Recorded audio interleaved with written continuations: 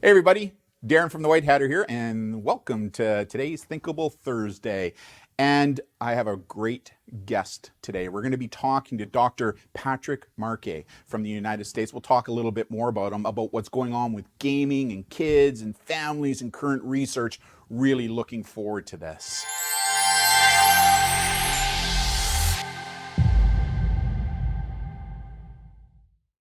Hey everybody, so let's meet the doc. So here he is, and he's written a great book, Moral Combat. We'll talk more about that in a little bit, but let's bring him into scene. So here he is. Good morning, Doc. How are you this morning? Good morning. Doing well. How about you? I guess it's morning where I am because I'm on the West Coast, but where are you located in the world? Maybe Well, share with every... Go ahead. it's also Tuesday where I'm at, so I hear it's Thursday there, but So let's share with everybody who you are, a little bit about your background. Rather than me reading a rote bio of you, I just love my guests to talk a little bit about themselves, who they are, what brought them to the field that you're in, and then we'll go from there. sure. I'm a professor in the psychological and brain sciences department at Villanova University, and I research for what's of interest of this show, violent video games or video games in general, and how they affect people and things of that sort. And how long have you been doing that now, Doc? I am an old man. I've been in the field now for almost Man. 2 decades, about 17 years. So it's been a while. This used to be much more full up here. So yeah, it's been going on for a while. Okay, if you're an old man, then I'm a geezer, and look at my hair, right? So, I'm definitely a boomer. There's no doubt about it. I don't know if the kids consider you a boomer, but what they do call me is a dripping boomer, which is kind of a good thing, right? But one of the things that drew me to you was your book. I mean, when it first came out, I got one of the first copies that came out when I could order it online. And what I love about this book is that it was written by yourself and a doc, right, by the name of Christopher Ferguson. And obviously, he's a good friend of yours. I follow his work as well.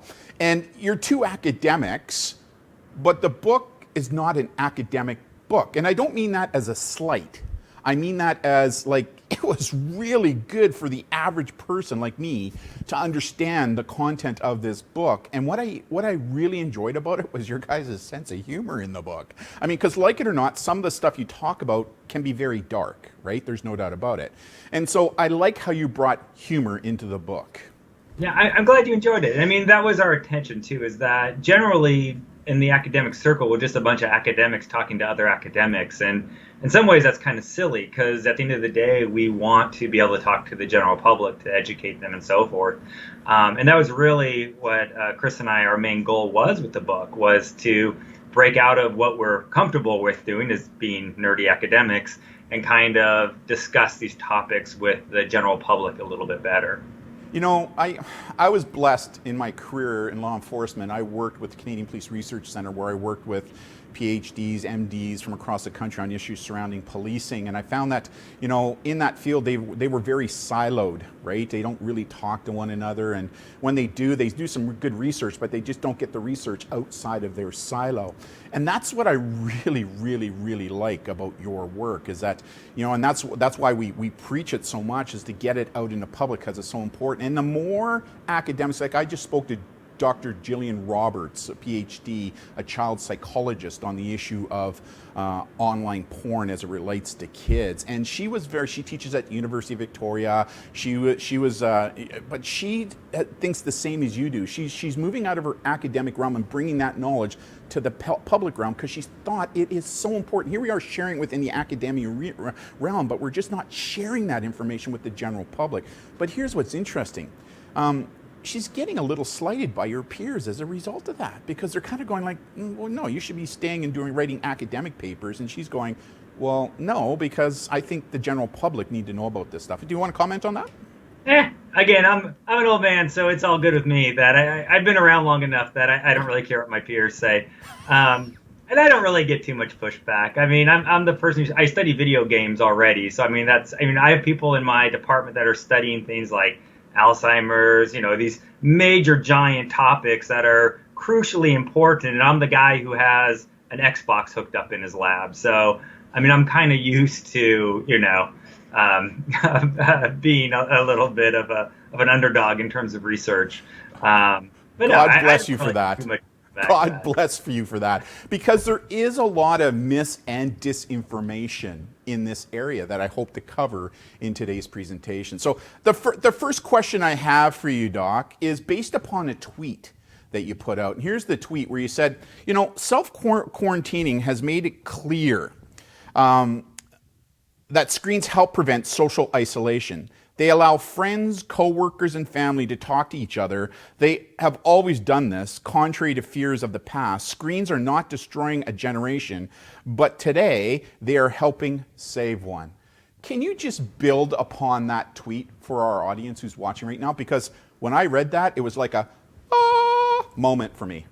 Yeah, I mean, this comes at a time, if we can go back, 6 months feels like an eternity ago, but if we can go back before the pandemic, I mean, there was a real concern about screens there has been often, but there's a really building concern about screens and phones and letting your kids talk to their friends on their phones. And is that causing depression? Is that causing suicide? Mm-hmm. And these are important questions to ask, but certainly at the time, we were getting ahead of our research. There wasn't much research to back up these fears. And so we were at a time where people were really scared about whether or not their kids should be allowed to use media to talk to their friends.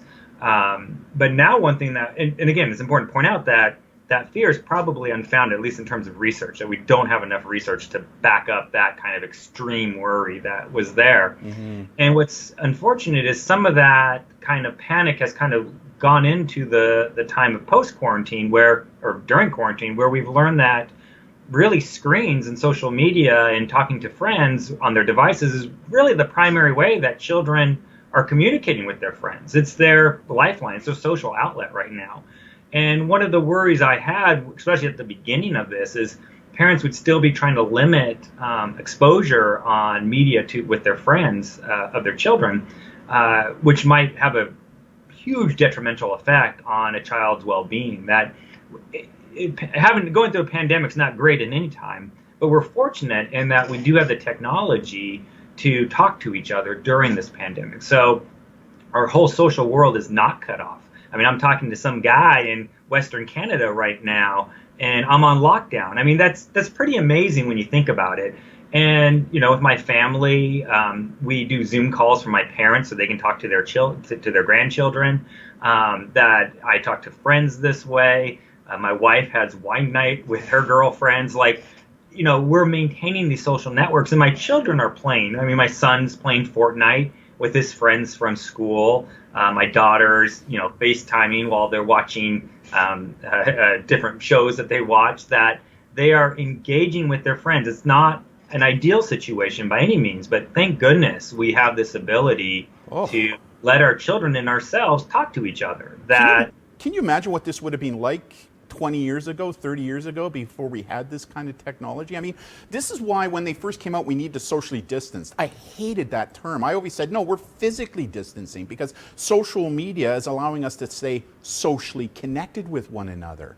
And so I totally, and when I saw your tweet, I went, yes, it's finally nice to have somebody with your credentials as well to come forward and say something like that, because I think it's really important to understand. The other thing that I'm finding is there was this big fear that because more kids were going online during COVID, that there was going to be more horrible stuff taking.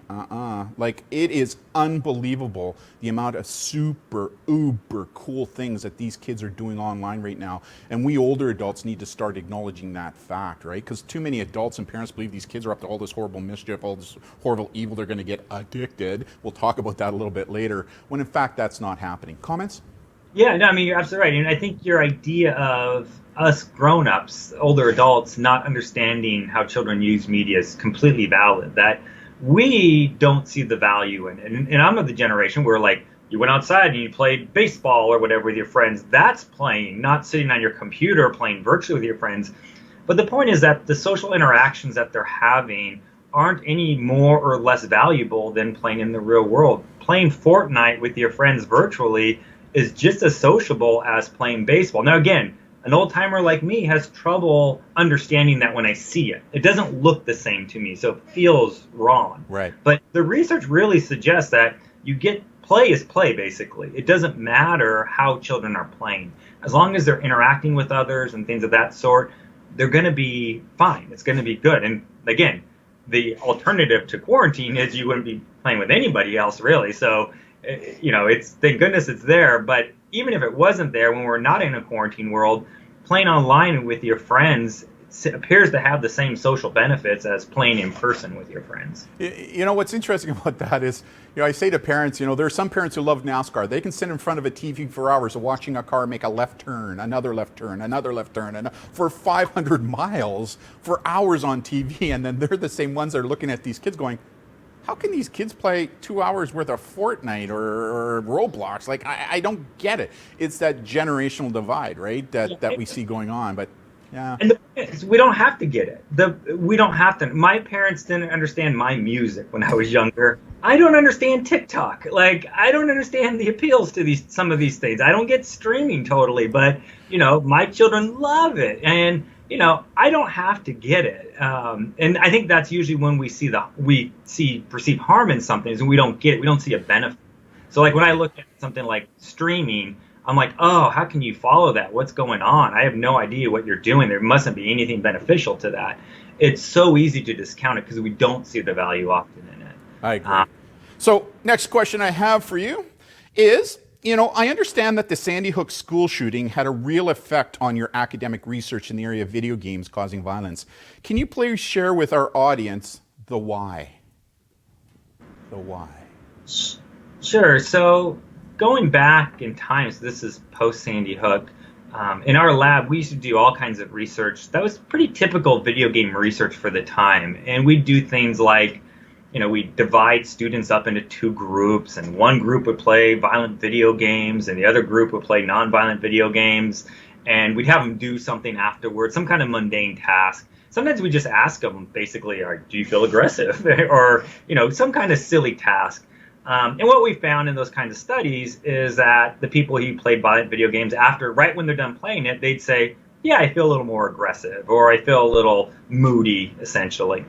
And at the time, we tended to put our findings in the context of school shootings. We'd say things, and again, I was guilty of doing this, say things like, people thought, say, the Columbine shooting was caused by violent video games. So consistent with that belief, we found right after playing violent video games, you tend to feel more aggressive, suggesting that there's a link there.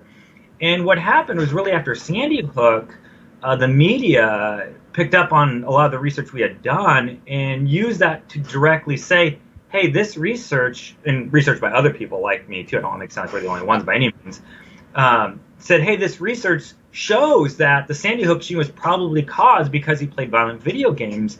And at the time, as a parent and as a researcher and just as a human, I was very disturbed by that, knowing what my research had shown. Like, my research didn't show anything at all related to school shootings. And again, I get why that mistake was made, because in our own studies, we, linked them to it. And that was wrong. We shouldn't have done that. Now, as a group of researchers, it was wrong that we were doing that, because we set up this narrative that's gone on for years that, hey, video games cause school shootings.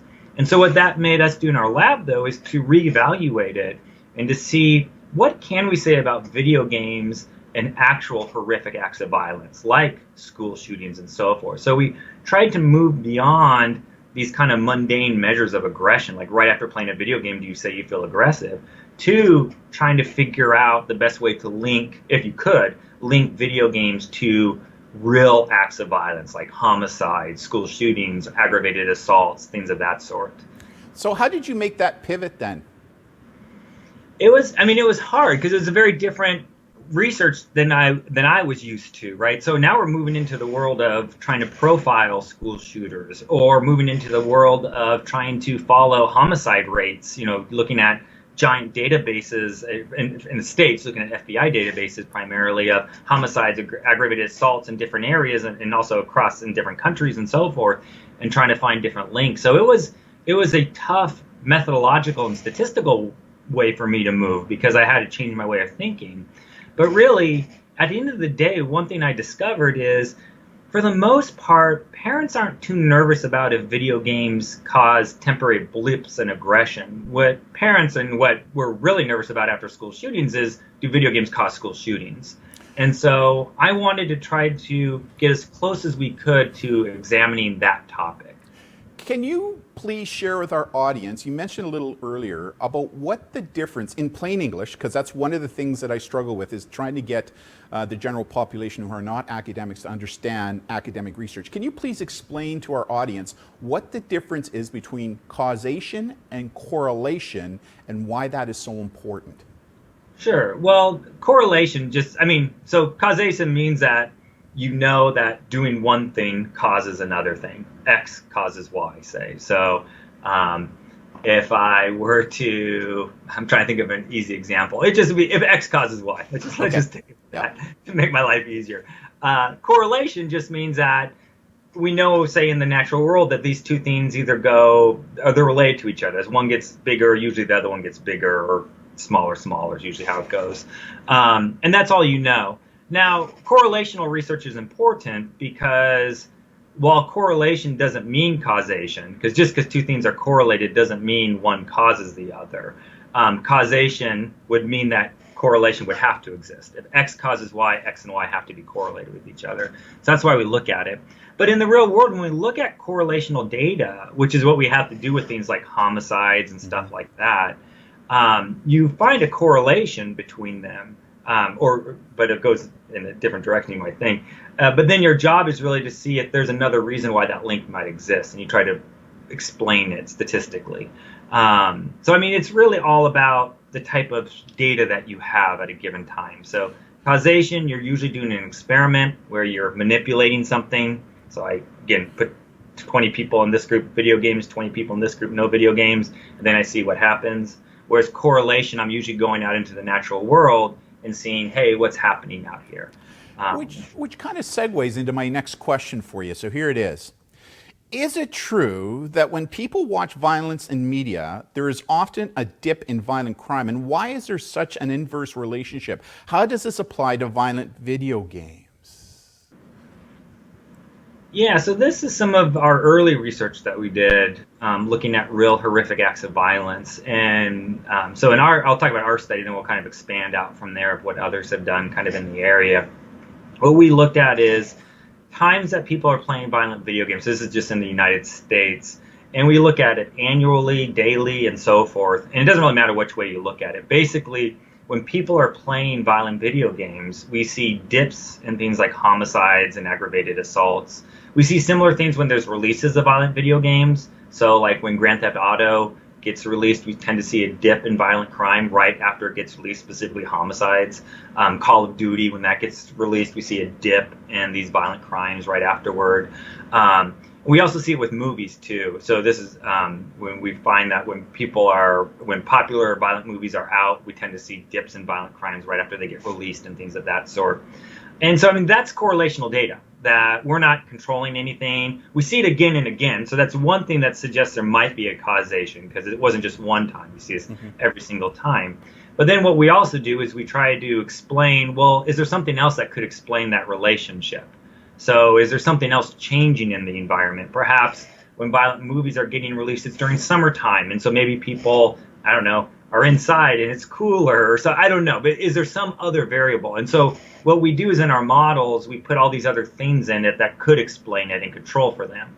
And so far we can't find any other thing that explains that relationship. So it's pretty consistent. And again, it's not just for violent video games. It's been found for movies. Other scholars, back when you had to watch TV at certain times, you remember, you had to watch at 8 o'clock, you're going to watch MacGyver, or that's an old show. The Bionic Man.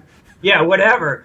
What they'd find is when people were watching shows at specific times that were violent, there were also dips in crime. And so this has been a trend that has existed as long as we can really go back to with research that has looked at it, that when people are consuming violent media, violent crime dips. And the neat thing is it doesn't go back up. So it's not like it dips and then like a week later we see this sudden surge that makes up for it. It just dips, and that's kind of it, basically. It's gone. And so that's what we see over and over again. So that's the data. The data are what they are. The reason why that happens is a little less clear, and there's a little bit of debate on why we tend to see violent media relates to lower crime. One of the popular things that people want to suggest is that it's catharsis.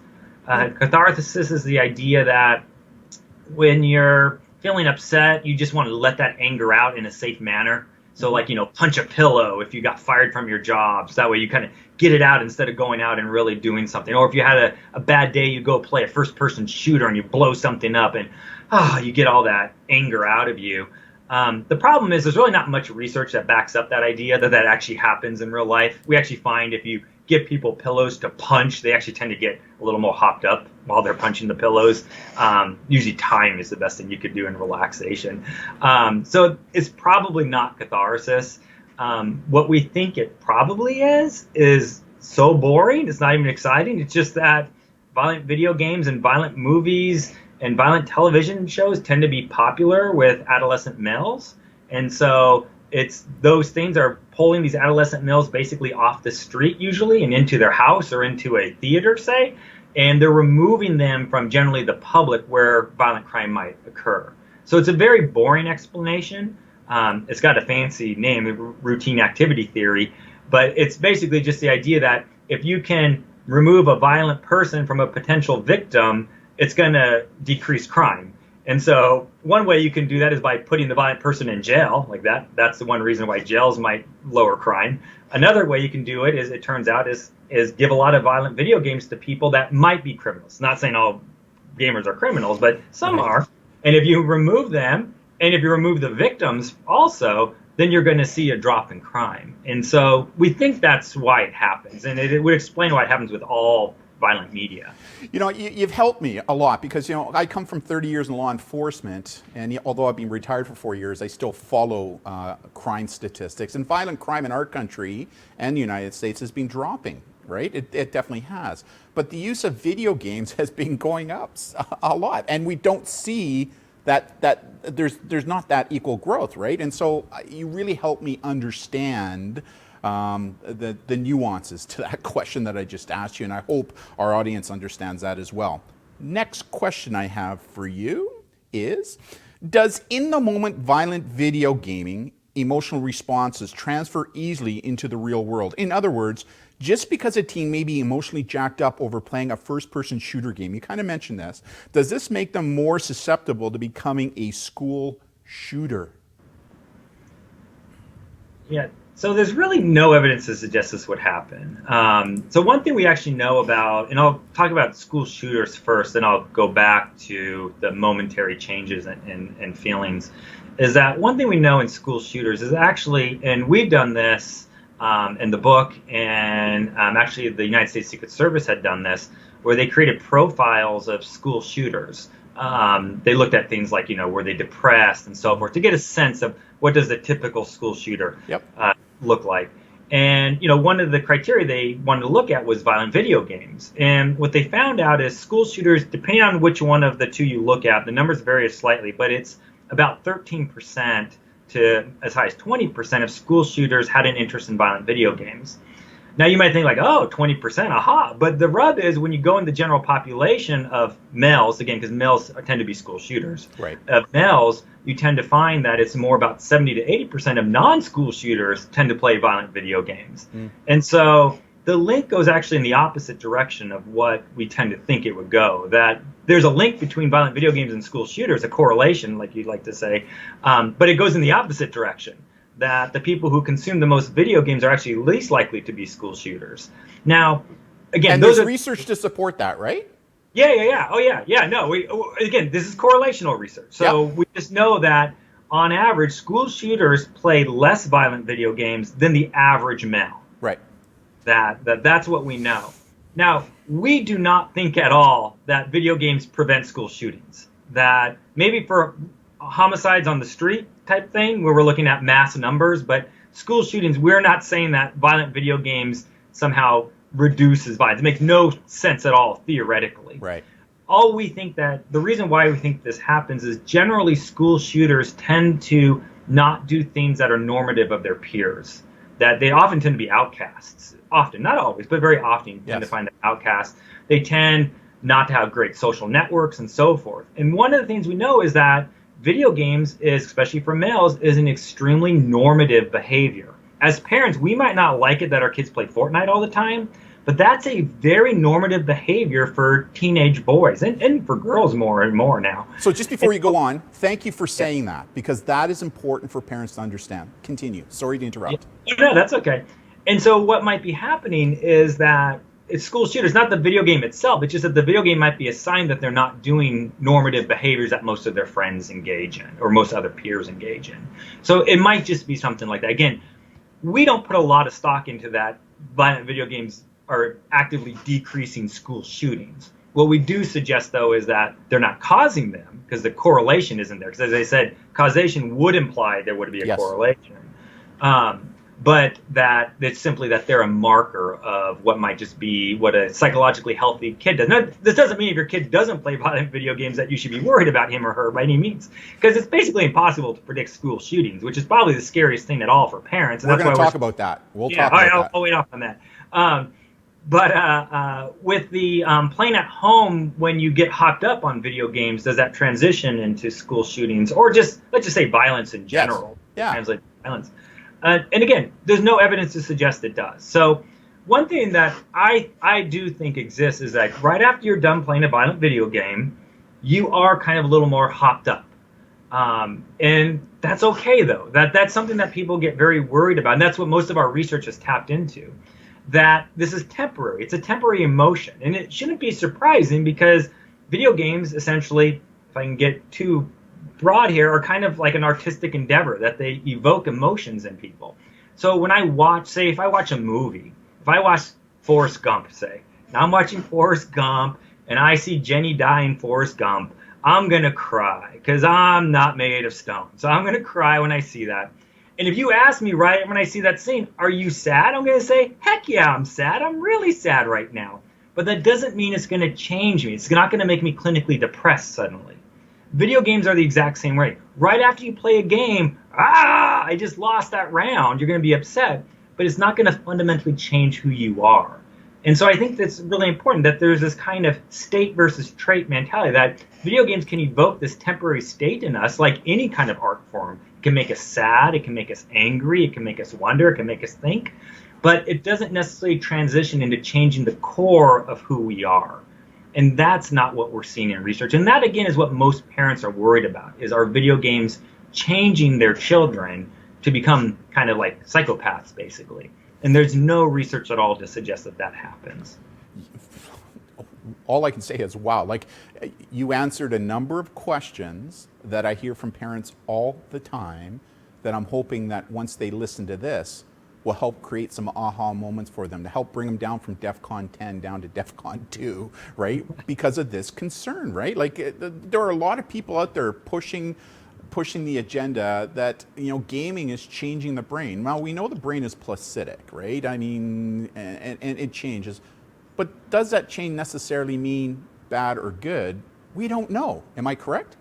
Well, it's probably not having that dramatic effect on the brain, period, to be honest with you. Because, our research, when we also look at the benefits of gaming, like social cognitive skills, things of that sort, or like brain training is a good example. Do video games make you smarter? Can it stave off Alzheimer's or something along those lines? Like, there's very limited research to suggest that they're this powerful thing that can dramatically increase your IQ or anything along those lines.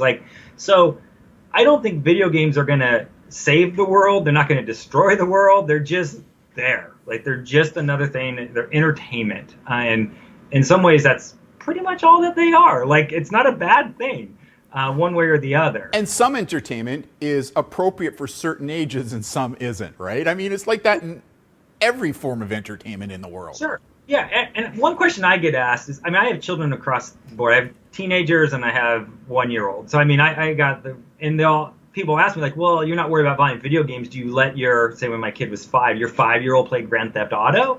And it's like, no, of course I don't let them play Grand Theft Auto. But I'm not preventing them from playing Grand Theft Auto because I'm worried it's going to turn them into a psychopath. Like, right. That's not why I'm preventing it. There's lots of perfectly good reasons why you might limit kids' game time, why you might prevent them from playing inappropriate games. it's just one of those reasons probably shouldn't be to prevent them from being a school shooter. Like, that's not a legitimate reason. You know, it might cause nightmares. You might just not like them. I mean, as a parent, one of my jobs I think of, especially when my children are young, is kind of protect them from the horrors of the world. Like, my 3-year-old doesn't need to know about murder yet. Like, there's no reason I see my 3-year-old need to. I want to keep them in that bubble, basically. Yeah. And so I'm not doing that again, though, to prevent them from becoming psychopaths or anything along those lines. It's for a totally different reason. So I don't think there's any shame a parent should have in trying to limit their child's video game time or video game content. It's just that the reason, again, if you're doing it simply because you're worried about them becoming a mass murderer, that wouldn't be the reason to do it. That's not a legitimate reason. Next question. There is a law enforcement trainer I heard several years ago who preaches that it is his belief that because video games are so realistic, they're actually becoming virtual training aids that desensitize the brain when it comes to real-world violence, thus making it easier to use violence in the real world. Does current research support this belief? I think you kind of answered that a little bit, but let's dive into this a little deeper. Yeah. Well, we can actually even take this question into two parts. One thing that often gets mentioned in this area of kind of like, do video games train a person to be a killer? Yes. Anyway, so it might not motivate us to be a killer, but will it make us a better killer in a way? And that could be used, kill is probably a strong word, because it could be used in law enforcement, like what you're talking about, in the military, or it could be used for a school shooter type thing. And it's two things. One is, does it desensitize us to violence? And the other is, does it make us better at using, say, guns? Like, does it make us more accurate in shooting? Those are the two things that get mentioned a lot. So the desensitized violence area, video games definitely desensitize us to violence. But what they desensitize us to is video game violence. That one thing that's you can't argue about is that when you play video games, you get used to that level of violence in that video game. And you have to, for a game manufacturer to kind of keep that game excitement alive, they do have to keep upping the violence level and to get that original reaction to video game violence. And I know this because when I give talks, I'll show a montage of violent video games. And I look at the audience, I can see I can usually guess who the gamers are, because when I'm showing it, they're sitting there just stone-faced. Whereas all the people who aren't gamers are like aghast at like, oh my gosh, like I can't believe in Mortal Kombat they just ripped off his head. Like they're shocked at it. And it's because they haven't been desensitized. I just had an aha moment. Like when I'm talking to parents about this topic and I show some pictures and video, I've seen the same thing. Like I've seen parents are going, and I see other parents going, and you just probably answered the reason why right there. Yeah, and you don't react to it either because you're desensitized to that violence. Yeah. You've seen your own video. But that's usually not what we're worried about when we talk about desensitization. We're worried about, does it desensitize us to real-world horrific behavior? Right. That's what usually we're worried about. And that the research actually isn't there to suggest that. So researchers, in fact, this is some research done by my co-author, Chris Ferguson, is that he basically had people look at he had to look at video game violence, but he also had them look at real violent acts. So executions, police standoffs where people were shot, these horrible things that are real people being killed. And what they found is that basically no matter how much violent video games you consumed, when you see a real person get shot in front of you, you react the same way as a person who doesn't play violent video games. That it's not, the games itself are not desensitizing us to that type of violence. That there's something inside of our brains, it seems like, that understands when it's fictional versus realistic violence, or versus real world violence. That but parents will say, but kids don't understand that difference. But they do. This is actually what we know from the research. And so yeah, I mean, I get the idea of it. Like, it seems like that's what should happen. But that, again, that's not what we're finding. Is that we're simply not finding that desensitization that happens. Now, a 3-year-old, I don't know. No one's ever done research that young, right? So I don't know what happens if you show a 3-year-old a violent video game. Yeah, and ethically, how do you do that? Right, you're never going to get that. But we're talking about teenagers and so forth. We're not seeing that happening with real-world violence. And again, that's what we tend to be most worried about. So that's probably not a concern, and that probably wouldn't be a very good training mechanism if you're trying to train, say, soldiers to not react to real-world violence, to have them play a violent video game. It's probably not going to have any effect on witnessing the real-world violence. Now, witnessing real-world violence will desensitize you to real-world violence. That will happen.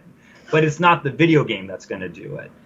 The second part of the training thing is, do video games make you basically better at shooting? Do they make you more accurate at handling a firearm? And so now we're talking about video games that are, store-bought video games. So first, we don't want to talk about simulators that police use or anything along those lines, just typical video games which kids would have access to. Right. And so far, there's zero research that suggests that happens. That there was one study done a couple of years ago, and it got retracted because it turned out that there was some data manipulation going on in the lab and so forth. And so there's absolutely no evidence to suggest that people who play video games, say like using like a Wiimote or a light gun, are actually better at shooting a real gun. And they did this research by having people play with the Wiimote and then go and shooting basically a real gun to see if they got more accurate. And so that research isn't there to back that up. So there's nothing there that suggests it. In training, we also don't necessarily see that they become more accurate, because shooting a real firearm is fundamentally different than shooting a gun, a video game gun, a fake gun. Like they're completely different. I have only probably shot a real firearm 1 or 2 times, but I played a bazillion light gun games, and the first time I picked up my gun, the real gun, I wanted to hold it sideways and everything. All that stuff. And the person I was with was like, no, don't do that. So I quickly learned that it was totally different, and my years of playing light gun games did not transmit at all into my accuracy. And again, I'm being silly because I'm an N of 1. Like, we can't use me to determine if it's true. But again, there's just no research there to support that idea that video games make you a better shot, if you will. Excellent. So we see no desensitization really, and no evidence to suggest that they improve accuracy. Excellent. Next question I have for you is, I believe it's hard to predict school shootings and identifying those who will commit these acts of violence. People are attempting to create behavioral checklists like a crystal ball, and I think violent video games becomes a scapegoat on these checklists. Am I wrong? And what are your thoughts? You kind of touched upon this a little bit, but let's hear your thoughts. Yeah, no, you're absolutely right on this one, as you might have guessed. That basically what had happened, this was really after Columbine. We saw schools and school districts put together these checklists to try to identify potential school shooters. And some items on these checklists make sense. Like, there were things like, I sometimes think about shooting students in the school, or I bring guns to the school. Like, okay, like those are probably, there's no evidence to suggest those are good items, but I'd be willing to bet those are probably, if somebody answered yes, you probably should be worried about them. Right. But next to those items, those exact type of items, was also, I like violent video games. And again, we already said that, research shows that 70-80% of, and it's probably even higher now because it's research done a few years ago, of adolescent males play violent video games. So at that point, it's pretty much a useless item, even if there was a link between the two, because you have so many people playing them. So the checklists don't work. They actually aren't used as much anymore. That they really went through this one time that people were adhering to these checklists, and they aren't used because they don't work. There's no evidence to suggest that they work. And like you kind of predicted, is the scariest thing about school shootings is that we can't predict it. Other than overt signs. One thing that actually turns out is a lot of school shooters do say they're going to come back and shoot people. Like they'll profess that. So that's a sign. That sign you want to look for. But trying to look for these subtle signs, do they wear trench coats was big after Columbine. Like all these types of signs, other than that they're males, that does tend to go. They're all female shooters, certainly, but it is definitely way more than 50% tend to be males. And students, those are the two things for school shooters. There's not much else that predicts a school shooter that we can quantify. And what's interesting to me, I don't want to get into politics too much in the United States compared to Canada, but if there's one thing that brings your two political parties together in the United States, if you can believe it, is they both have these messages that video games, violent video games, are causing violence. And why is that? Like, there's this research, lots of it that you guys are doing that's saying, but they keep promoting that. Is it just a way to trigger the emotional, the humanistic response in all of us? Yeah, no, I think you're right. I mean, and you're right. It is the great uniter for our Democrats and Republicans here, is that, we had, Hillary Clinton, the former presidential candidate, and Donald Trump, the current president. Both of them have made comments about the evils of video games and school shootings. Like, this does not belong to a political party. It's both parties. And the reason why we think that it happens is, one is it's an easy target, that the perception, and though this isn't totally accurate, is that most gamers tend to be younger, probably not as politically active and so forth. So it's an easy kind of picking, whereas older folks would be more likely to vote, generally might see video games as kind of more evil. They see the pictures like you show and they have that reaction because they're not desensitized to it. They think, oh my gosh, this must do something. So it's an easy thing. It's way easier than that than taking on like our National Rifle Association or addressing things like mental health, like these big topics. It's way easier to say, let's get rid of that Pac-Man stuff, right? No one's going to go on a political limb for that. But the other thing why I think they do it is, as I said, you can't really predict school shooters, and if you're a politician, you want to do something. And one thing that I understand, especially being a parent, is that school shootings are freaking scary. Like, they're super rare. It is important to keep in mind the probability of a child dying in a school shooting is way lower than almost anything you can think of. Like, you're way more likely to like die in a firework accident and I'm actually being serious about that, than in a school shooting. Like, it's way low, but it's so scary. And I remember after Sandy Hook, like sitting there and putting my kids on the bus the first time they opened up school and them going off and being terrified. Like, I get fear, and I wanted somebody to do something. Like, I want somebody to do something to help me because I'm scared.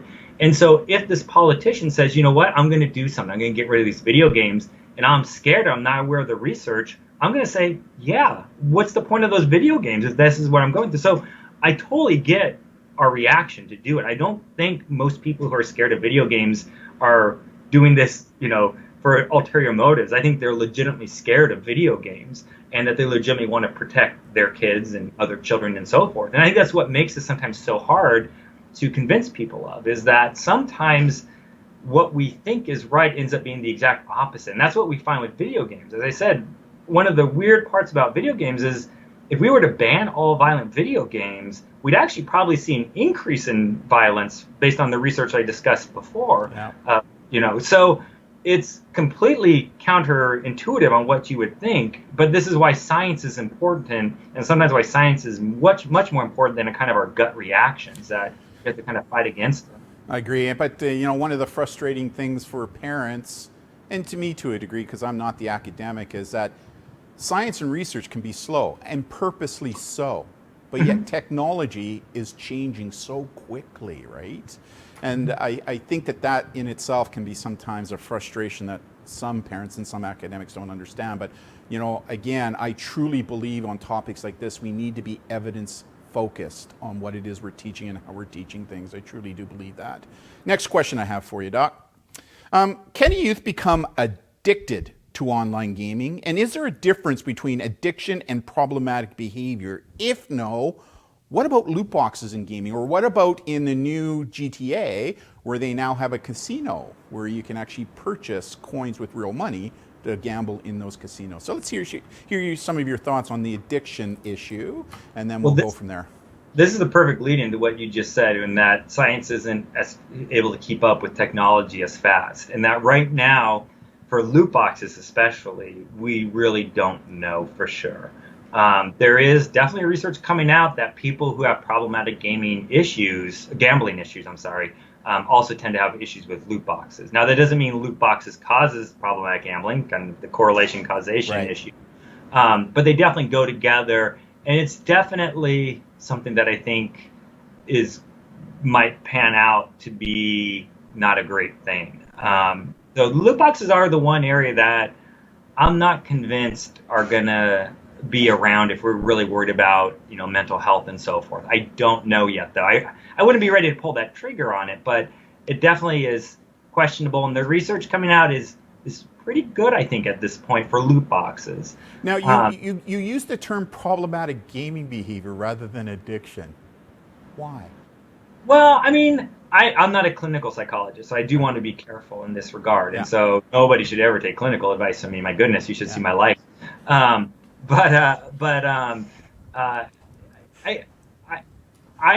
cautious of using clinical terms sometimes in this area, simply because I don't think enough is known, and I get nervous about people using the term addiction, throwing it around too readily without it meaning what it's supposed to mean. And I think a good example is as video game addiction, so kind of leading to that. is that I'll have parents always tell me like, oh, my kid is addicted to video games. Oh, he plays Minecraft all the time. He's so addicted. And they don't mean addicted in the clinical sense. They mean he plays it too much for them, basically. Because addiction is this pretty life-altering characteristic. It really has to be life-altering.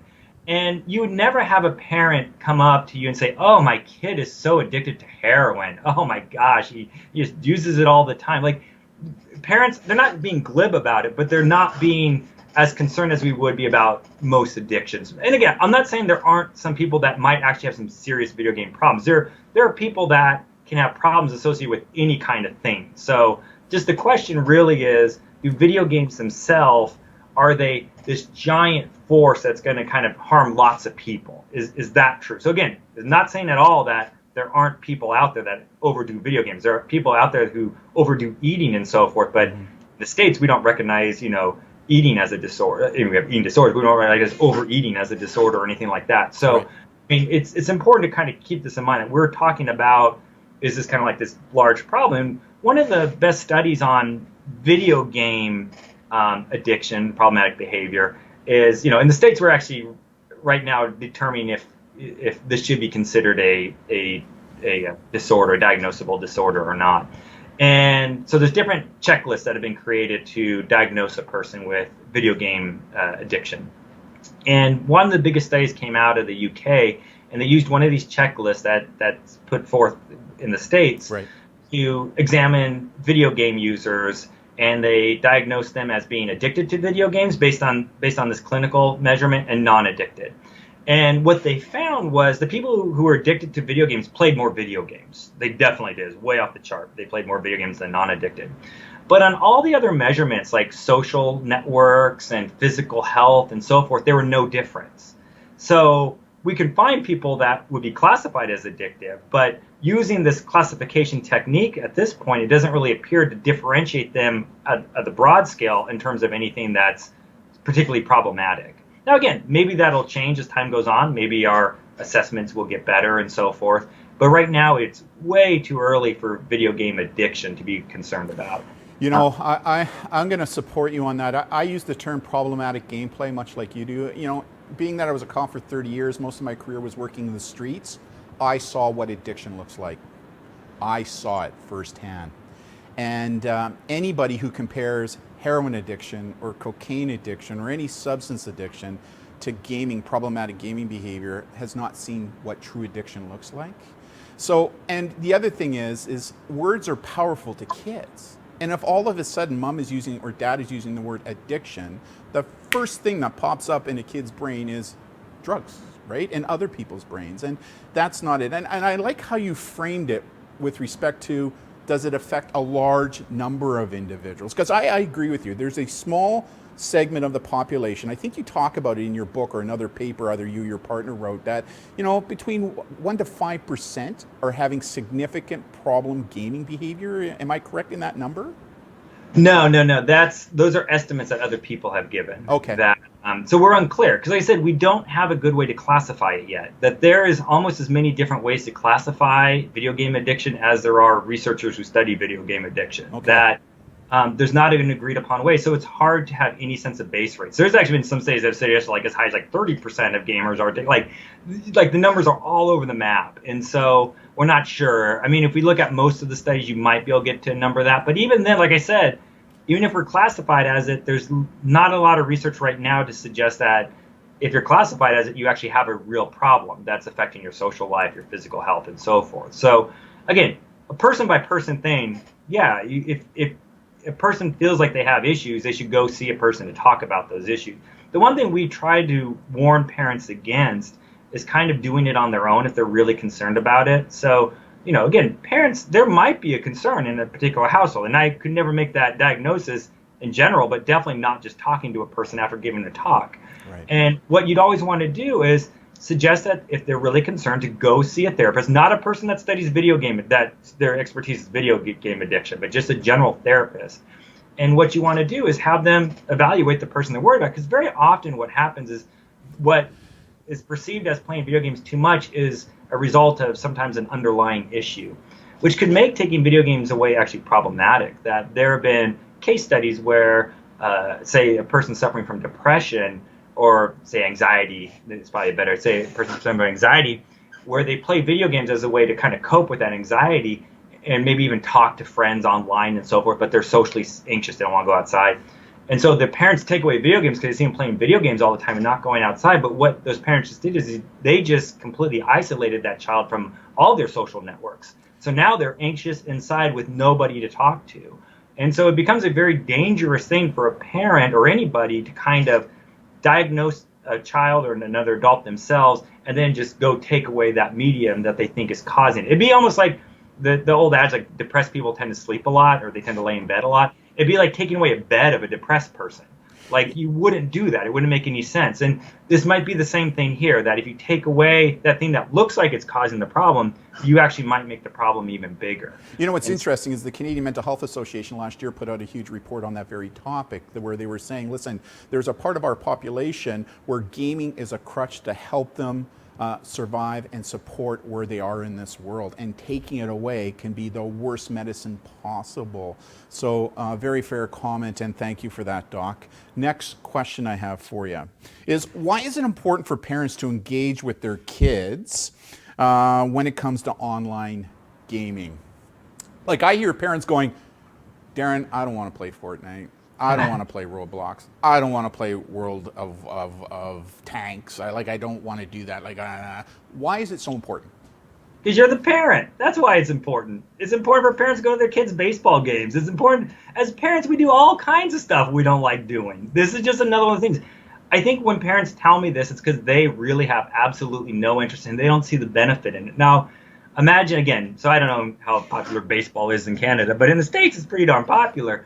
And one of the images is children growing up. We used to go and play baseball. We played Little League, and it was a big deal in my youth to play there. And if I was up to bat, I'd want to look over and see my parents watching me, because they look. Now, I'm sure my parents hated being at my Little League games. You know, in my mind, they were the greatest thing in the world, but I'm sure they hated it. But they were there to support me, and it meant a lot to me.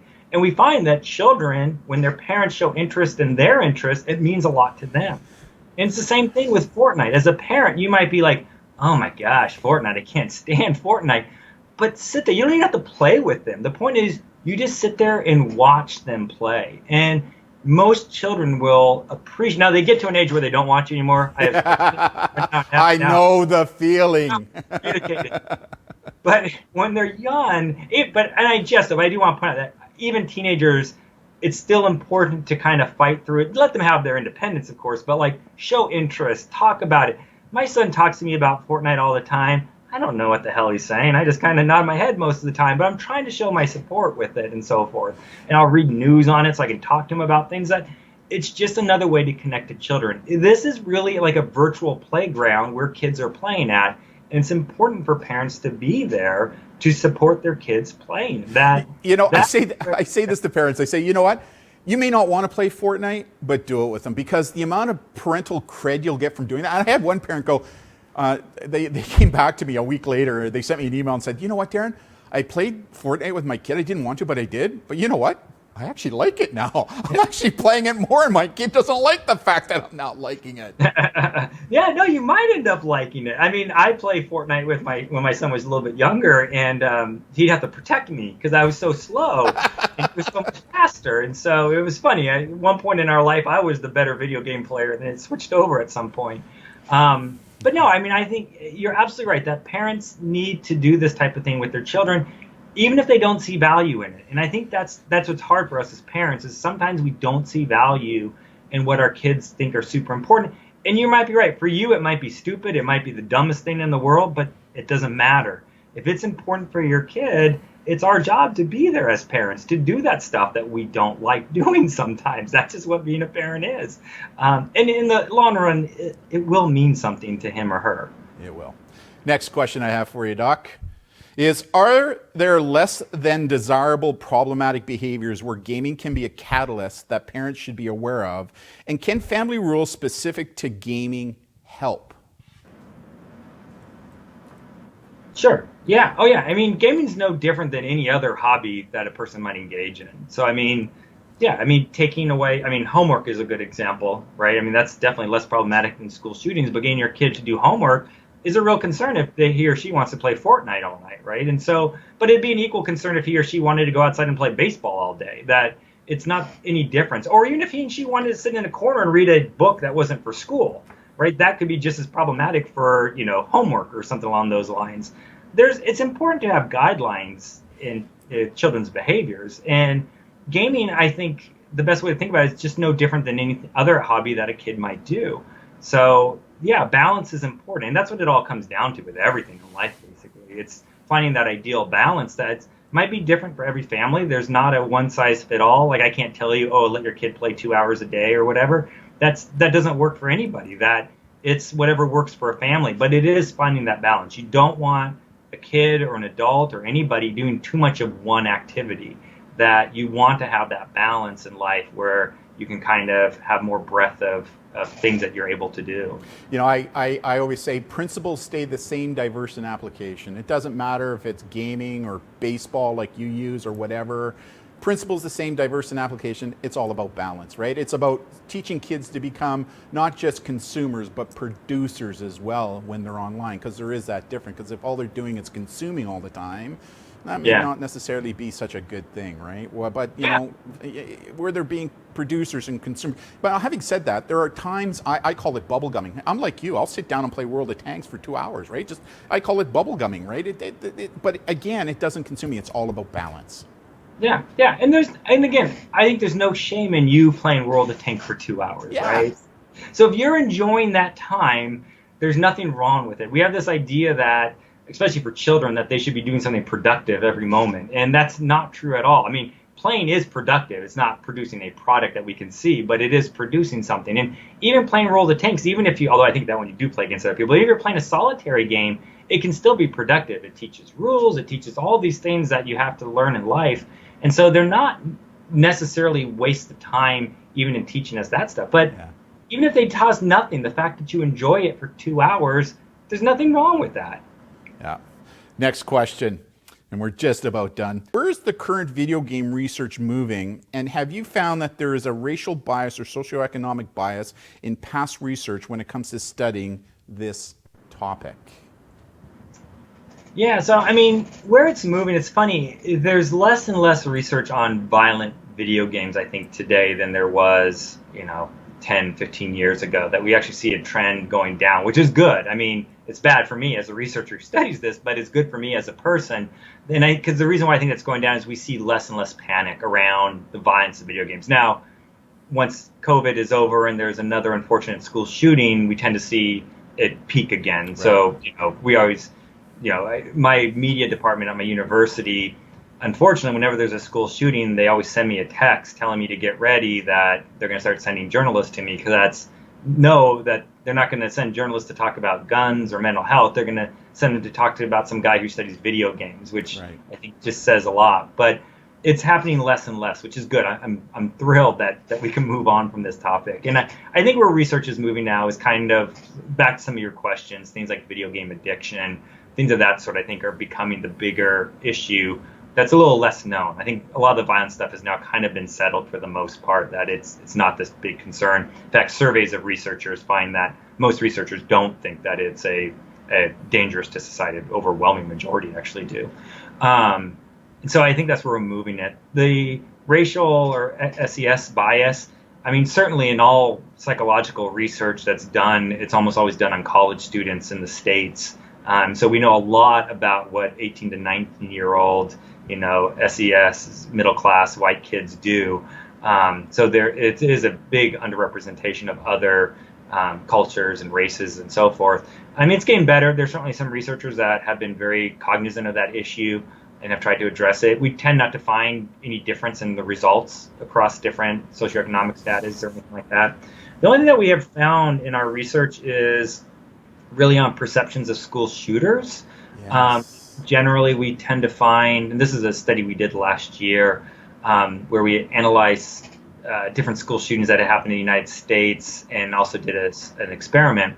And what we basically find is that whenever there's a school shooting, if it's perpetrated by a white shooter, the media tends to suggest that violent video games might have contributed to it. Mm-hmm. Whereas it's contributed by, it's only white or black, by a black shooter, the media is more likely to suggest, it was not to suggest that it was video games, to suggest it was basically something that about the shooter themselves that caused it. And we actually find that in experiments where we have people read news stories and we manipulate the race of the shooter. And we say, what do you think caused the shooting? And if it's a white student, they're more likely to say it's video games. Whereas if it's a black student, they're more likely to say it was something else.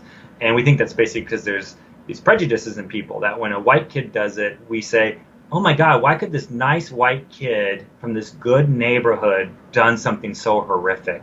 It must be something that's outside of them, something they couldn't control. Whereas when it's a black person that does the shooting, people are much more likely to say, like, oh, it was him that did it. Okay, we don't look for the external cause. And it's probably because we have this bias inside of us that when it's a black perpetrator, we're more likely to attribute it to the person. Whereas when it's a white perpetrator, we look for some kind of external cause that does it. And so one of the problems we have is we have this then stereotype in our minds of a video game shooter as a white kid. And really, there's no research to suggest that it's any race. There's no difference in terms of race, that it's basically equivalent across the board in terms of race of if a video game would have affected a person or not. Thank you for that. Last question. This one is something that I identified about a year ago and is really somewhat of a concern to me.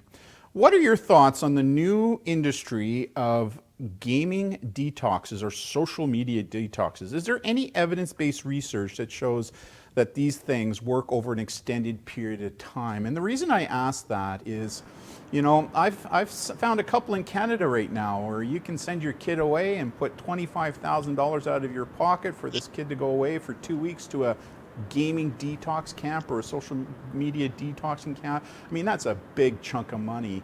You know, and in policing, I became very wary of snake oil salespeople taking advantage of certain things. So, you know, I'm all about evidence-based research, and that's why I'm asking this question, because I'll be very honest, I looked for it, and I couldn't find anything. Yeah, I mean, how about you?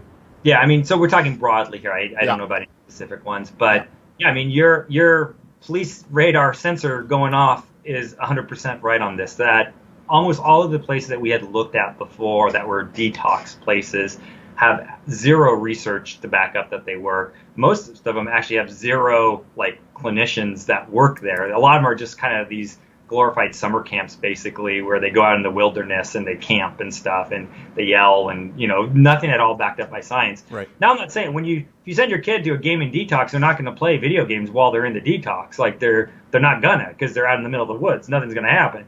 The only question is when they come back home, what's going to happen? And so you could send your kid away and unplug them for 2 weeks. It doesn't mean when they come back and they're in the exact same environment, in the exact same world, that they're going to start playing again. And that's why if you just did a detox thing, it certainly would almost never work, because why would it work? That you're just temporarily removing them. This isn't like a drug that you have to get out of your system and then you can you're not going to have those types of issues. That this is something that if a person really had a true problem with video games and you remove them from that environment, that's great.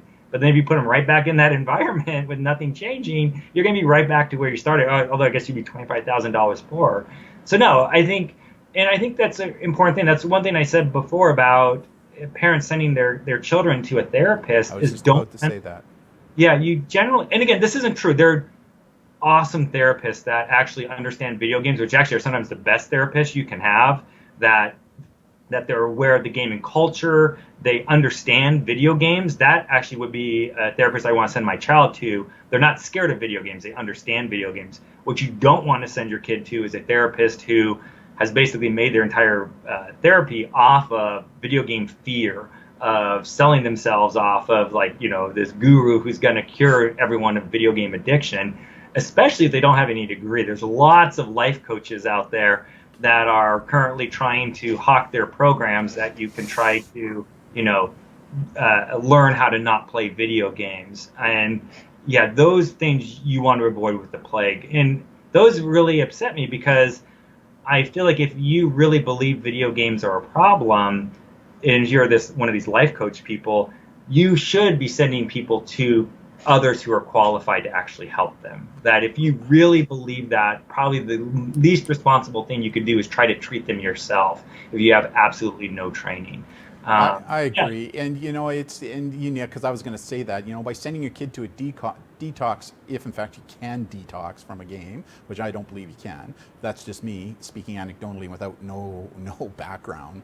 But there may be another underlying issue, mental wellness issue going on there that you don't know, but a trained therapist will know. But the other thing I'm starting to see, though, Doc, is I'm starting to see some licensed therapists who are now using that ticket, that shingle, as a way to create these programs to which I feel, and they may be doing it for older, but it's feeding into that juvenoic parent fear that they have out of video games, and that's starting to concern me as well. Yeah, no, like I said, I think you have a legitimate worry there.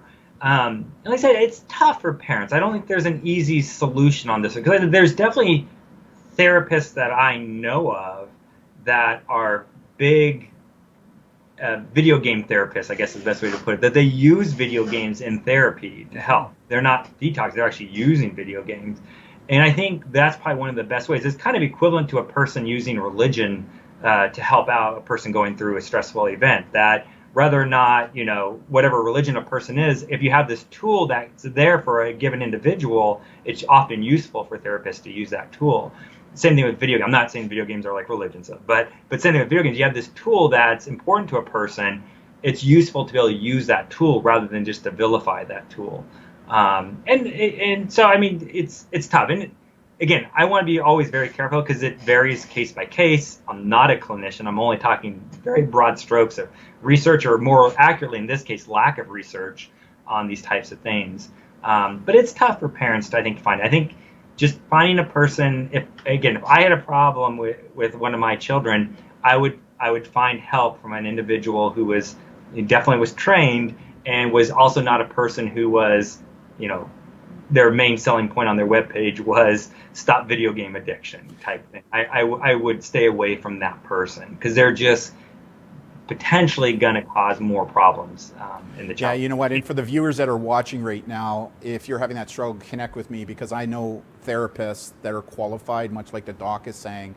And if I don't know them, those who I follow do, and I can connect you with them to make sure that we get you to the person who you need to work with your child, right? For whatever that issue is. I 100% agree with you, Doc. Any final thoughts or comments on anything that we covered before we close? No, I mean, thank you very much for having me. That I really enjoyed talking to you. Oh, you know what? So did I. And again, what I love about you is you can take the academic world and turn it into. Don't take this the wrong way, but you turn it into understandable English, understandable terminology, understandable thinking that the average parent who maybe doesn't have a master's or a PhD, Brandon, you listening to this, may not have, right? So I truly do appreciate that. Again, for everybody who's watching, Doc, if you want to stick around, I just want to do a quick debrief with you. I'm just going to do my closing. So for everybody who's watching, wow, I highly, highly, highly recommend that you pick up the Doc's book, Moral Combat. You can get it on Amazon. You can get it on our website as well. Link to it under our resources page under Parents. It's there for you. Just a great discussion with the Doc, and I hope that there were some nuggets for parents and even teens who are watching this to take away. So on behalf of myself, Brandon, who's working behind the scenes, and the rest of the White Hatter team, I want to thank the Doc for attending today's presentation. For everybody else who's viewing today, thank you very much. Have a great day, and we'll see you next week on next week's Thinkable Thursday. Bye now.